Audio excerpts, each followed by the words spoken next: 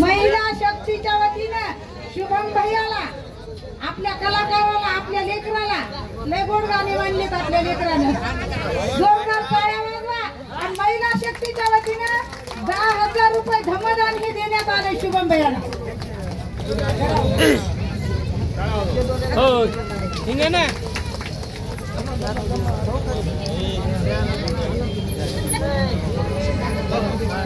Hello सगळ्यांना सस्नेह जय भीम.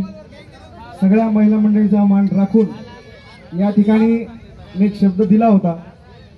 त्या 10,000 मधलं 5,000 मी आंदोलनाला दान करतोय आणि 5,000 आमच्या कलाकारांमध्ये वाटून घेतोय.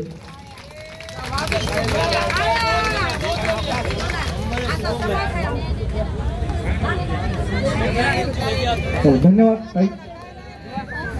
परभणी जिल्हा आंबेडकर चळवळीच्या वतीने खऱ्या अर्थाने होत असलेलं स्वाभिमानी धरणे आंदोलन आजचं आपलं संपलेलं आहे. उद्या आपल्या धरणे आंदोलनाचा 32वा दिवस राहणार आहे. उद्या आपण सकाळी 11 ते 4 आपण सर्व भीमसैनिक माता भगिनी उपस्थित राहायचं आहे.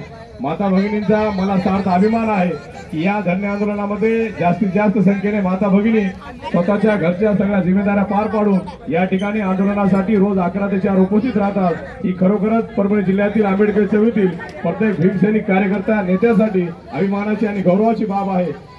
त्यामुळे सर्व महिला भगिनींचे आभार मी परभणी जिल्हा आंबेडकर चळवळीच्या वतीने व्यक्त करतो आणि संपला असं जाहीर करतो. उद्या सकाळी 11 वाजता आपण याच ताकदीने याच जोशानं आपण या आंदोलनामध्ये उपस्थित राहायचंय. धन्यवाद. क्रांतिकारी जय भीम.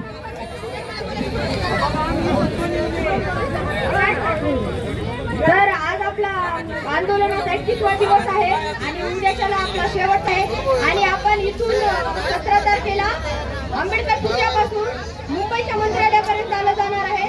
तर सगळ्यांनी यायचं आणि त्या गुन्हेगाराची नारकोटेज झाली पाहिजे.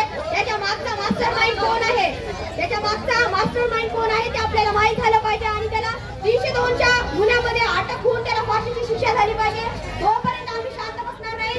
आणि 1 कोटीचा मानधन आणि एक त्या सोमनाथ सूर्यवंशी यांच्या घरच्यांना एक सरकारी नोकरी म्हणून ही दिली पाहिजे. आणि हे जोपर्यंत सरकार मान्य करत नाही तोपर्यंत आम्ही परभणीची भीमसैनिक शांत बसणार नाही. आणि त्याची नार्को टेस्ट करून त्याच्या मास्टर मिळवल्याशिवाय आणि त्याला कडक शिक्षा दिल्याशिवाय आम्ही शांत बसणार नाही. तर सगळ्यांना जय भीम. आणि हे बोलून मी इतकं थांबत नाही तर ते घोरमाड पोलीस आहे ना, जे बी परभणीचे पोलीस आहेत ना, त्या